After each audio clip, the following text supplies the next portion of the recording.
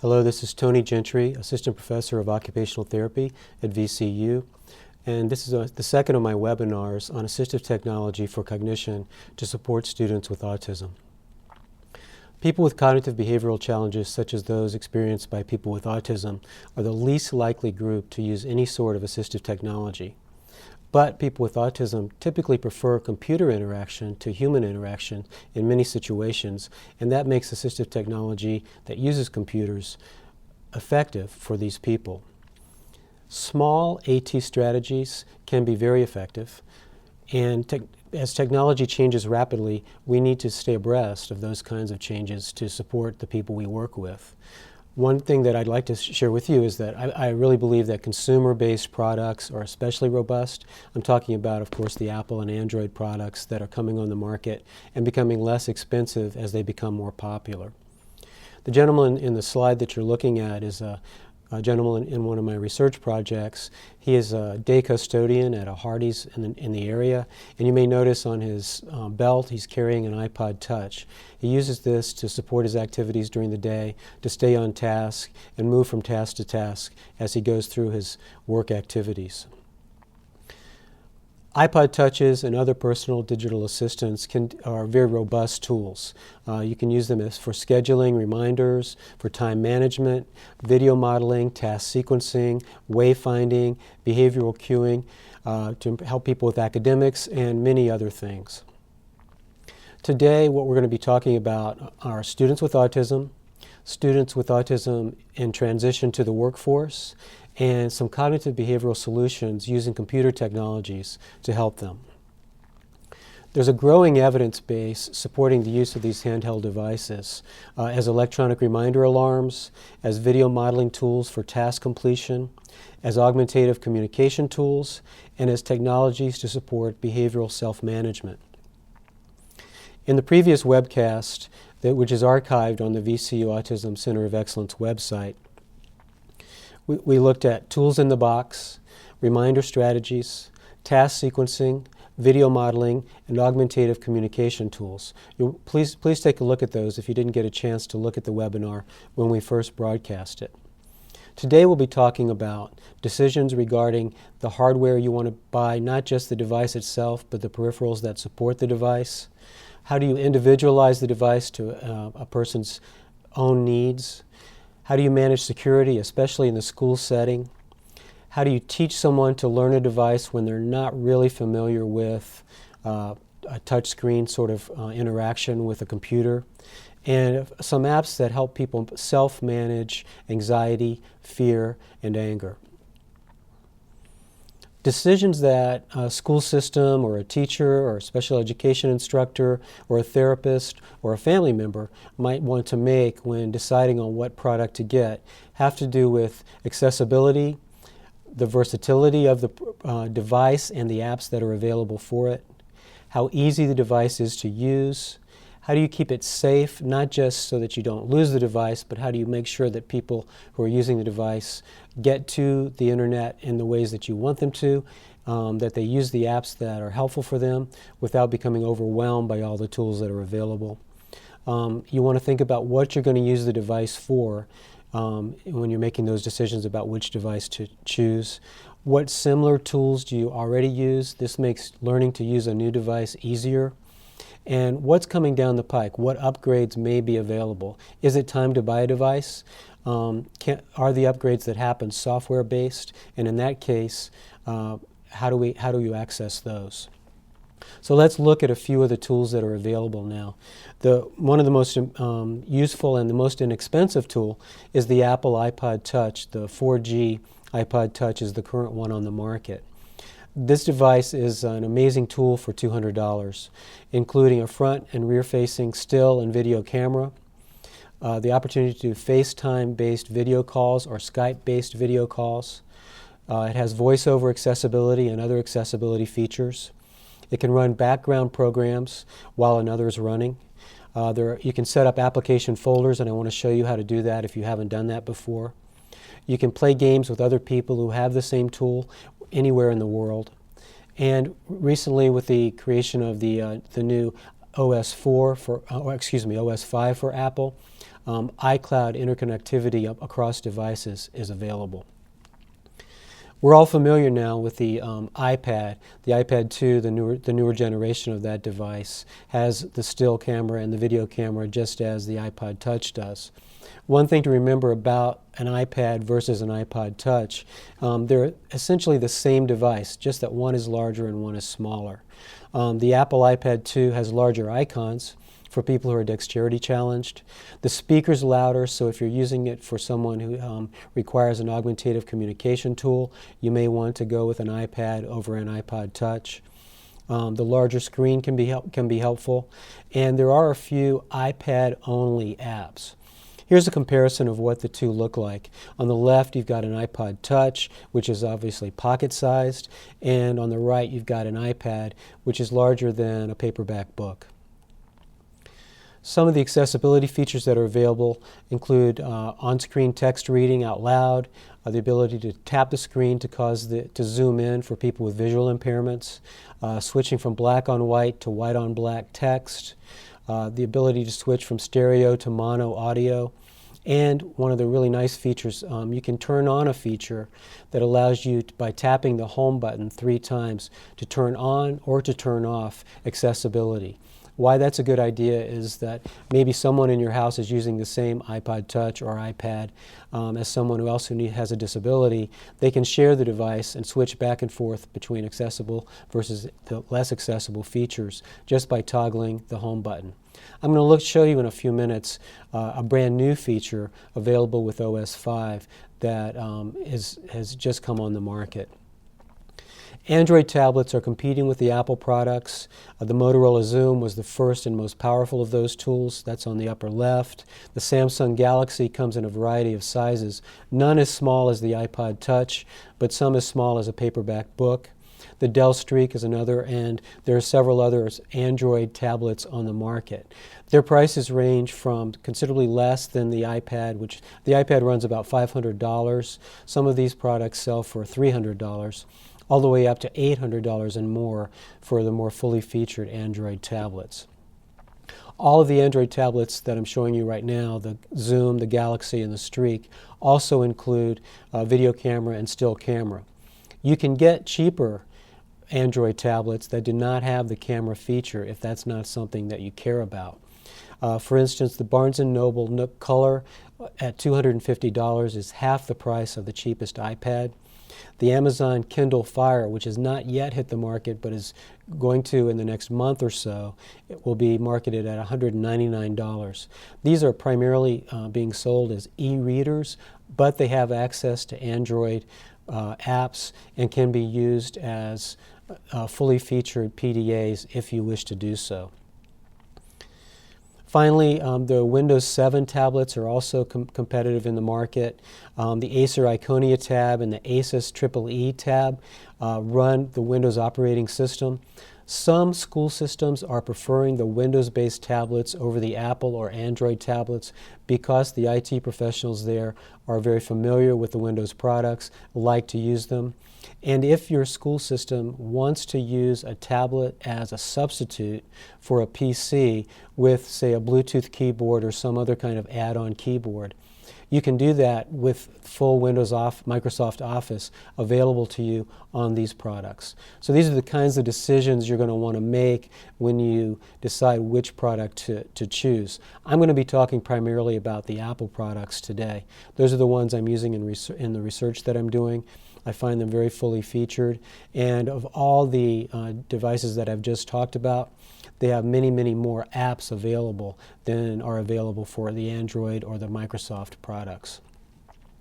That said, all PDAs have full features that support people with cognitive behavioral challenges.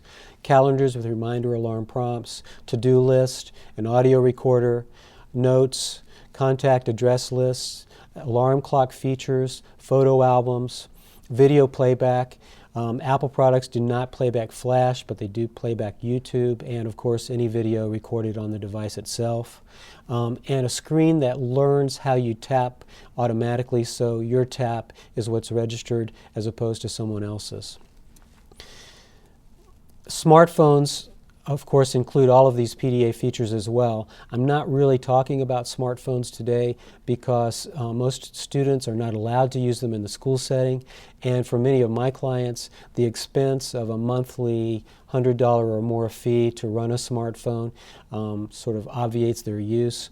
The Apple iPod Touch or iPad has the same features, but without the iPhone the telephone capability. Same for the Android tablets versus an Android smartphone. You've probably heard recently about the Siri personal assistant, which is a new feature of the brand new iPhone that's just come out. This is an intuitive personal assistant that allows you to simply talk to your phone, and the personal assistant can translate what you're saying, understand it, and come back to you with an answer that may require it searching the internet for you or figuring out some other thing that's available to it on the phone itself. That feature is not available yet for any other device, not on the iPad or the iPod Touch, though there are rumors that in the next 6 months or so it will become available. There are similar voice recognition apps available for Android and Apple products that are not quite as intuitive, however. vLingo is an app which allows you to search out restaurants, stores, and other post offices and other kinds of services available in your community by talking to your device.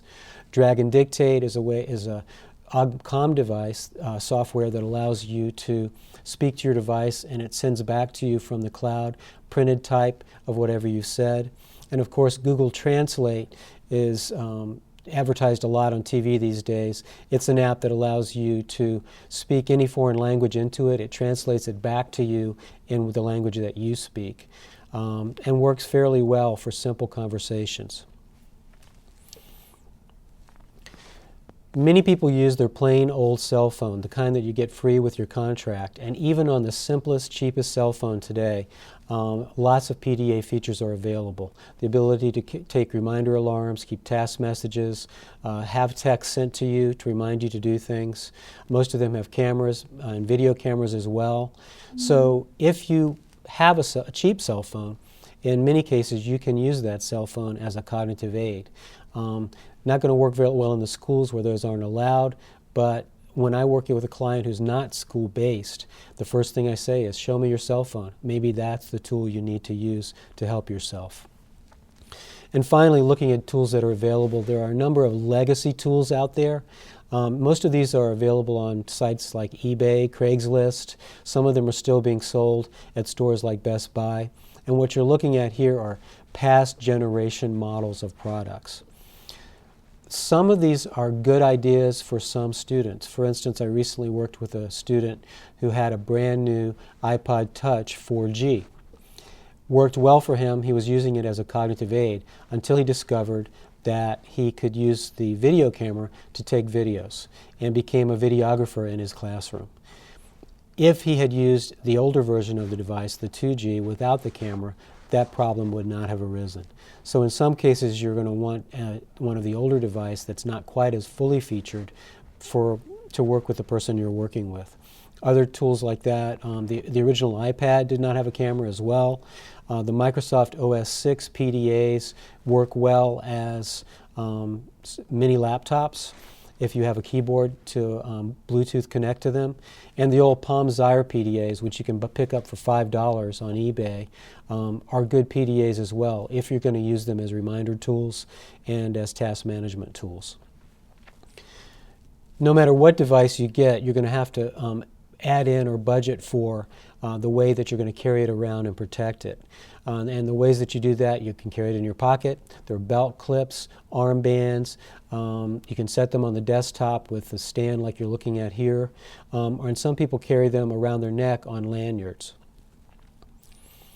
Cases for the iPod Touch are growing and growing in popularity. There's many new ones out there, and some of them include speakers. The one on the left by the company OtterBox is completely protective of water damage and also shockproof. It's fairly expensive at $30, but that's a really good feature to completely protect a device that's made out of glass and aluminum. On the right, you're looking at a lanyard-based case called the Color Tunes by Walmart. This one actually has a speaker inside, so it can be used as an OGCOM device as well. Other speakers that act as cases, the iMain Go from Walmart is $15. Amazon sells one from Cyanix, which has little ears that stick out, for $23. And I want to just show you a few other speaker case solutions as well. This is the iMain Go carrying case, which has two stereo speakers on the back, and you can see it opens on the front with a covered screen that allows you to interact with your iPod Touch or your iPhone just by tapping. I set up an OGCOM software on here so you can hear what it sounds like. Let's go. Kind of loud, so you could really use this as an OGCOM device. Even though the iPod speaker itself is kind of dim, adding this to it can really make your device, your iPod Touch, an OGCOM device.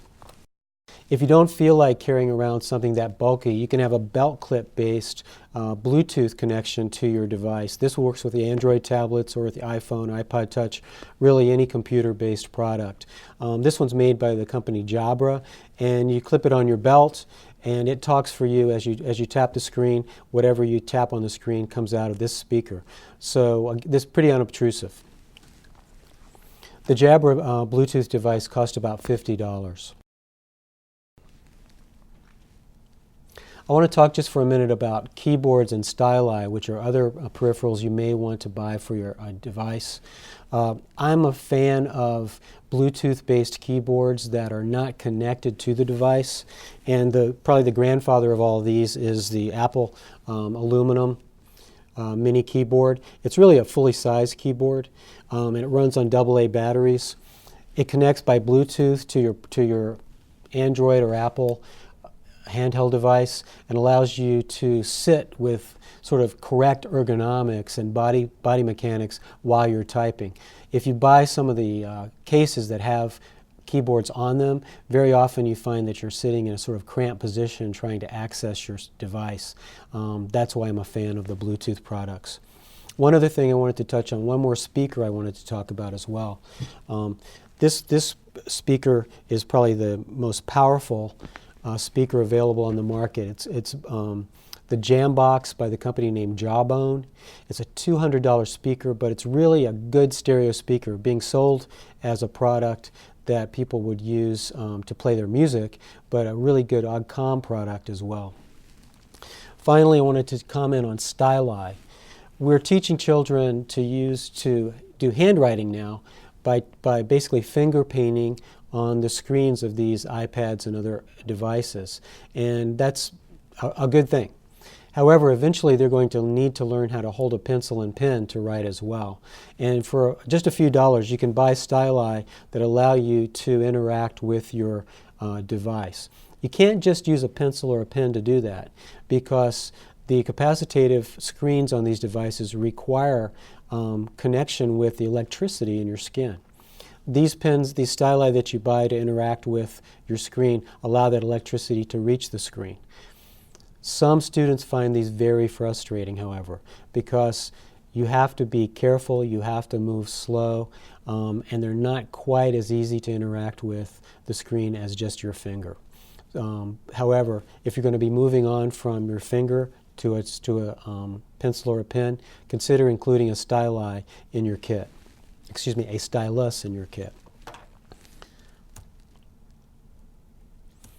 Let's talk for a few minutes about fitting the device to the user.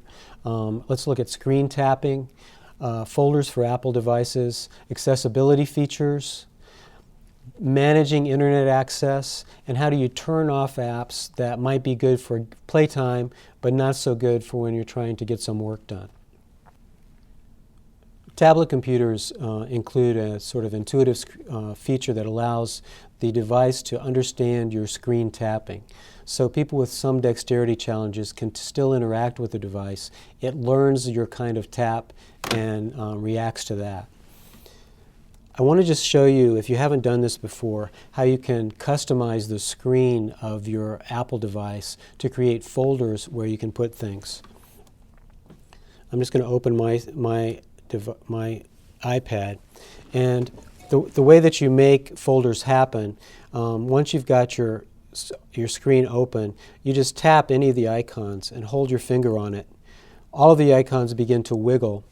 Then you can tap an icon and drag it onto the top of another icon to create a folder. Let's do that. Once you've done that, you have an option to change the name of the folder that has been suggested for you. So we might just want to put in here calendar. And when you tap the screen anywhere else, you've got your folder created. By tapping the home button, the only real button on an iPad, the wiggling stops and everything goes back into place. What creating folders allows you to do is to customize the screen for your user. So a particular user might have a reminder app in a folder, along with a calendar app, a task sequencing app, maybe a couple of games. Those can sit on the home screen of the device and be available immediately. Or if you like, what a lot of people like to do, I'm going to just tap the screen again to get everything wiggling. The particular folder that has the things that help you at school might be dragged down into your tray. Let me pick one that actually comes from school. Kids learn. Let's drag.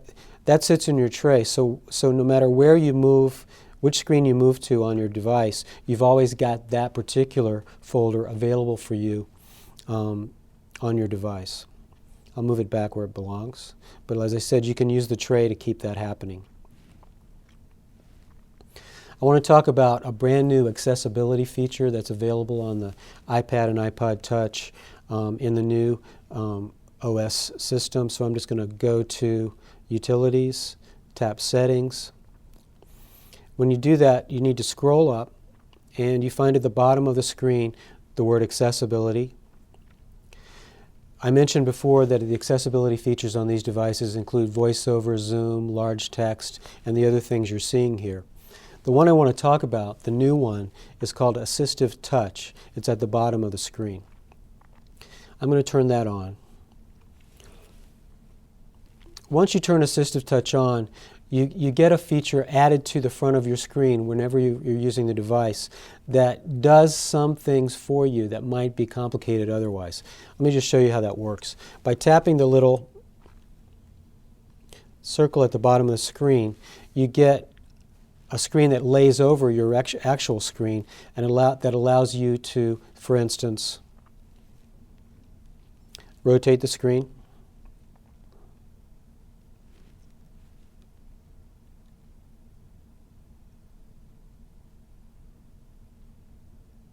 Change the volume.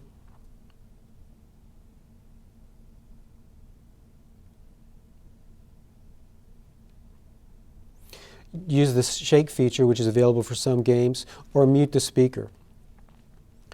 Other things you can do, as you may know, the Apple products allow you to do certain things with pictures and other kinds of apps using more than one finger. Learning to do that can be complicated for people with cognitive challenges and for the rest of us, for that matter. And by using this feature, you can just tap the screen, and it shows you what the two-finger feature does. It sort of guides you as you do that, or the five-finger figure, or whatever. So that's a new assistive technology called Assistive Touch available, and it's a sort of a quick and dirty way of learning how to use some of the special features available on the iPod Touch, iPhone, and iPad. I'm just going to turn it off again. We won't be using that right now. Teachers are always asking me, how do I prevent the device from being used connected to the internet when I don't want it to be used connected to the internet? And there's a very simple way to do that. If you look at the settings screen, at the top of the screen, there's a setting called Airplane Mode. And if you tap Airplane Mode, internet connection turns off completely. You can also turn off apps. Unfortunately, you can't turn off individual apps without removing them from the device itself. But what you can do is select all sorts of features that are available to the device by setting up a passcode that you know the answer, that you know how to manage. So you go back to the general settings screen, and there's a panel called Restrictions. If you tap Restrictions, you can turn that on, and you can see all the things that you can restrict the use of on your device. I'm going to enable restrictions just to give you an idea. It asks for a passcode. I'll put one in, and it asks for it again. Now I can change the restrictions. If I don't want a child, for instance, to be using the camera in school, I can turn that off. And as it says, I'm also turning off FaceTime by doing that. If I don't want the student to be installing apps while they're at school, I can turn that off. All these other things you can turn off as you wish. The use of Safari, which is the internet browser for the Apple iPad and iPod Touch. And here's the piece that's I think most interesting to people. How do I limit the apps that are available on the device? If you tap Apps, you're not allowed to take off individual apps, but what you can take off are apps that are not age appropriate. Right now I've got all the apps allowed, but I can remove the ones that I don't want this particular student or this particular child to be able to access on my device. This is a way too for families to share their device. So dad can use it with all the apps available, and his 5-year-old might not have access to all of those. So that's how you can go into the settings folder of your device and manage these kinds of things: internet access, accessibility, and your app availability. I want to talk just for a minute about how you can go about learning to use the device, especially if you're a little kid and you've never seen a device like this before and you want to learn how to use it. What does tapping mean? What does dragging your finger mean? What does shaking the device mean? How do those things allow you to interact with the device? There's some really interesting games, easy games to learn, most of them free, that teach the use of the device. One of them is called Bubble Wrap, Labyrinth 2, Drawing Pad. I'm going to show you a couple games by the musician Brian Eno, and the famous Talking Tom game, where the cat talks back to you whatever you say. Let's just look at one of those. I'm going to switch to Drawing Pad for a moment.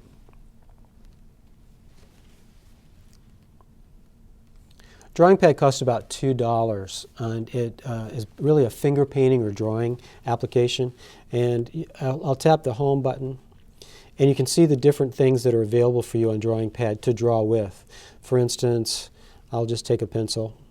You tap the pencil, and then you choose your color.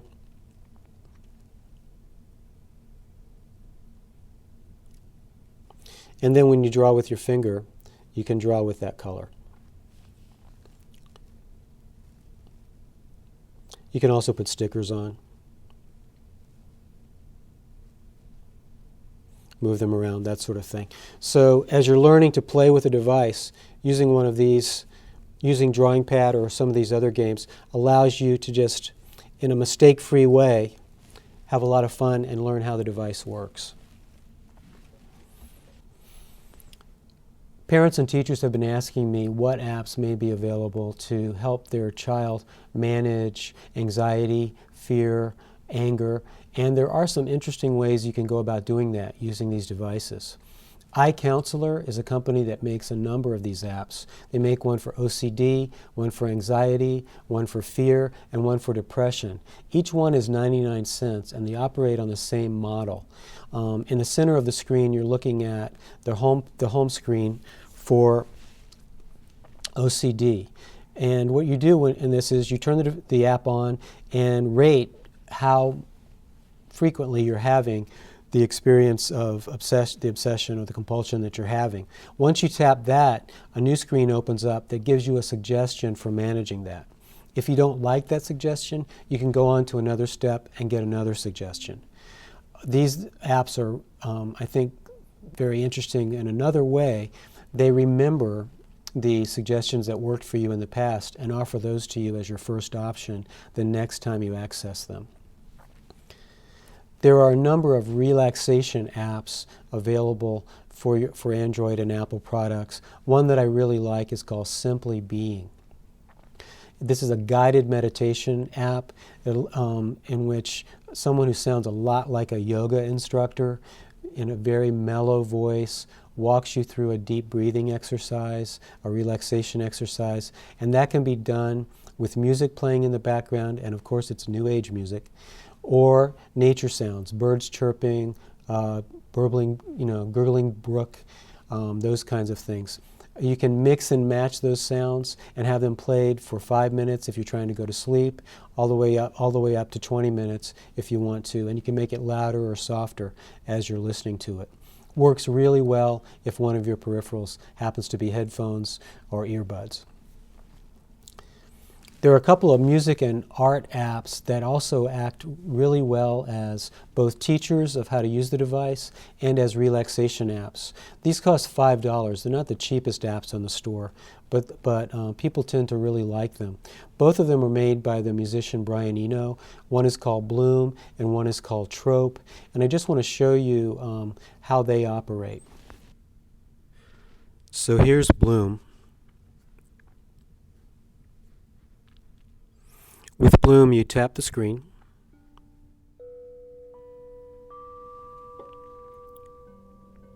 and these little dots emerge in a hypnotic way, along with musical tones. These tones and these images continue to repeat. They gradually change over time, and you can, as you can see, create your own new age op art thing while also becoming hypnotized. Trope is a little bit different and may work better if you're learning to use the device. Instead of tapping the screen, you draw on the screen.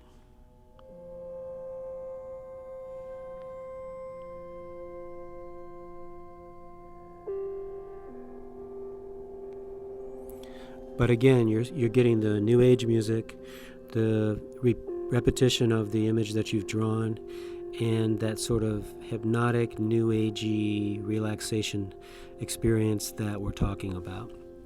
Again, those are each $5. So those are some ways that you can manage anxiety, manage stress, using some apps that are available for music, for relaxation, or as specific anxiety, OCD, fear, or anger management tools. If you're a therapist or a teacher or a parent who wants to track behaviors over time, Behavior Tracker Pro, Skill Tracker Pro are available at $30 each, and they allow you to see how behaviors emerge and hopefully set up antecedent interactions so that those behaviors can diminish. One of the really tragic things that happens with young people with autism, many of them sadly tend to wander off. But I want to talk about GPS person trackers. The two that are most often used, one is called the Spark Nano, sold by BrickHouseSecurity.com. It's smaller than your palm. It's typically sewn into a jacket or some other article of clothing or put in a backpack. And the way it operates, it sends out GPS notifications to your cell phone or to your computer every 2 minutes, every 4 minutes, every 6 minutes, depending on the package of a monthly fee that you agree to, allowing you to know where the person who's carrying that device is on a map. You can set up a geofence so that, let's say, a person can stay in their neighborhood, but if they stray from their neighborhood, you'll get an alert, or you can just have it used as an all-time tracker. The second device is called the NUM8, N-U-M-8. These are wristwatches, one blue and one pink, that are child-sized, sold by locateu.com. They're about $100 each with about a $10 a month user fee that pays for the messaging coming back to your cell phone or to your computer. Your child wears them and thinks of them as a wristwatch, but they are locator watches that allow you to, again, set up a geofence or find them wherever they may be. If someone were to try to cut the watch off, that immediately sends out an emergency message to you saying that that has happened. Okay, I'm getting close to wrapping up here. I wanted to just talk about my favorite app of the last few months, Picture Scheduler. And I want to show you how this operates. The reason that I'm a big fan of this app is that it allows you to set up a reminder alarm and automatically link that reminder alarm to a video showing the person performing the task. In the past, you could set up a reminder alarm, but then the person who needed to do the task, if they needed video support, had to find a video somewhere on the device, and that can be really challenging for a lot of people. With Picture Scheduler, a free app, that automatically happens. So let me just show you how to use Picture Scheduler by setting up one reminder alarm with a video. Here's the icon for a Picture Scheduler. When you open Picture Scheduler, it's a very simple screen, and to create a new task, you tap plus on the upper right. You then type in your task. I'm just going to type in feed the dog.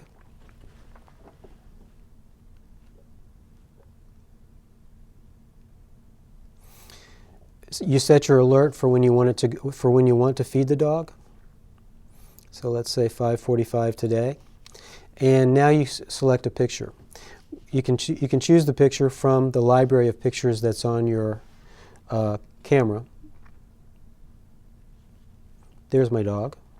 So I'm going to add that dog picture. And now you have an option to add a video as well. I made a video this morning of my son feeding the dog. I added that, and now I'm done. When the time comes for the alarm to go off, the message feed dog pops up. You see that on the screen here. When the person then taps feed dog, the video plays.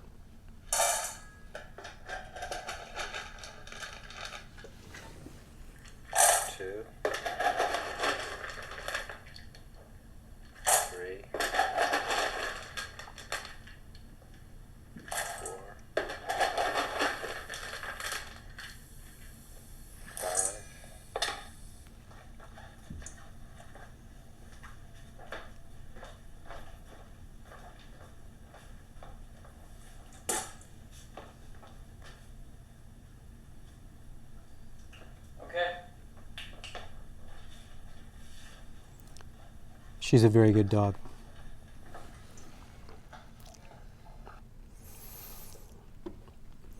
That's why I like Picture Scheduler. One drawback to this app, and I really hope that changes soon, you cannot set up repeated alarms. So let's say you have a reminder that's linked to a video showing you how to brush your teeth. You would have to create that reminder each day of the week for both morning and afternoon. You can use the same video, but there's no way to set up a repeat that goes off at 7 o'clock every morning on this app at this time. Okay, that's it for this webinar.